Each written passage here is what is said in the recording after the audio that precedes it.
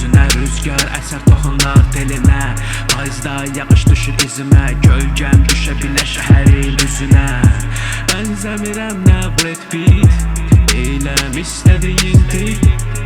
Sevmirəm insanlar egoist, olmuram pessimist, yalnız realist. Yaralarıma səpirsən duz, əllərin özün kimi bombuz. Açıq səma parlaq ulduz, gözəl olar bizim onsuz sonumuz. Qarışıram sənə bilmirəm necə, ruhun sanki oksigen beynə. Xəyalınla qarışıram gizlincə, mənə bu cinayət mi səncə? Bilmirəm, görmürəm, izah elə bəlkə sevmirəm. Bilmirəm, görmürəm, izah elə bəlkə sevmirəm. Mənim həyatım səmadır, kainatım ışığıma baxır. Dəyişir baxış hər anım,